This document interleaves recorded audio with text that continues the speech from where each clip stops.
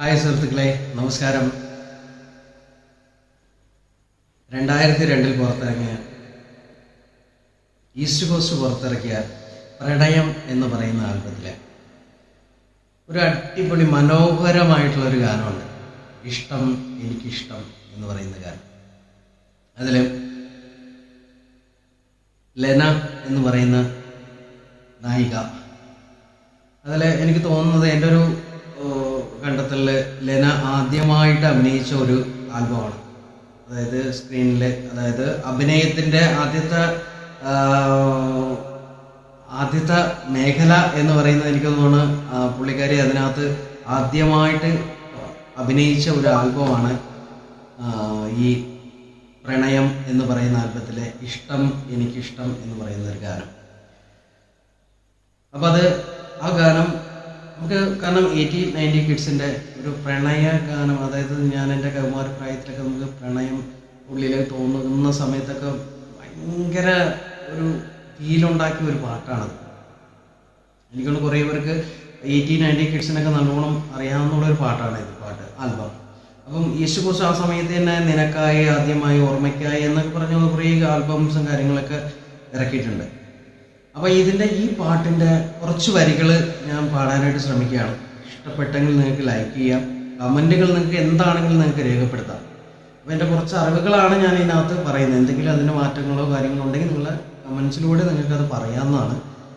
അതുപോലെ തന്നെ ഈ ഗാനത്തെക്കുറിച്ച് നമ്മൾ പറയുമ്പോൾ ഈ ഗാനം നമ്മുടെ സംഗീതം നൽകിയത് തേജ് മെർവിൻ എന്ന് പറയുന്നൊരു സംഗീത സംവിധാനമാണ്. പുള്ളിക്കുറിച്ച് എനിക്ക് കൂടുതലായിട്ടൊന്നും അറിയില്ല, കാരണം ഗൂഗിളിൽ കണ്ടിട്ടുള്ളൊരു കാര്യങ്ങളാണ് ഞാൻ ഈ പറയുന്നത് തന്നെ. അതുപോലെ തന്നെ ഗാനരചന മൻസൂർ അഹമ്മദ്, പുള്ളിക്കാരനാണ് ഗാനം രചിച്ചിട്ടുള്ളത്. പിന്നെ പാടി അനശ്വരമാക്കിയ, മനോഹരമാക്കിയ ഒരാളുണ്ട്, നമ്മുടെ ശങ്കർ മഹാദേവൻ.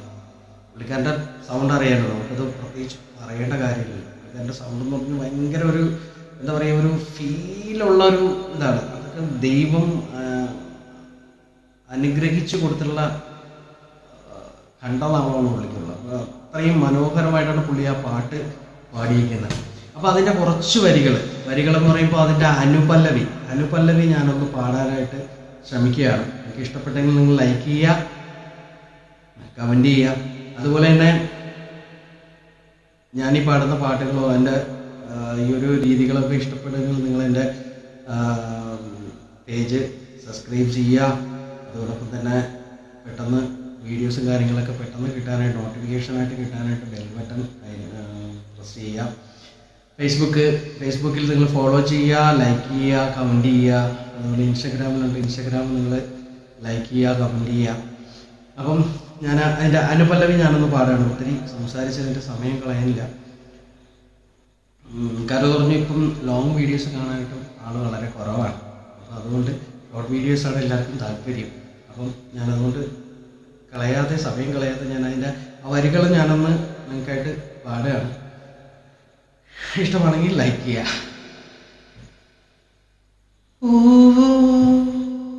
നിൻചിരി പൂപ്പന്തലോ തേനോ, നിൻമൊഴി തേൻ പുഴയോ പൂവോ, നിൻചിരി പൂപ്പന്തലോ തേനോ, നിൻമൊഴി തേൻ പുഴയോ, ചെമ്പരത്തി പൂവിൻ ചന്തമല്ലേ, ചെമ്പകപ്പൂവിൻ സുഗന്ധമല്ലേ, ജെണ്ടുമല്ലിപ്പൂവിൻ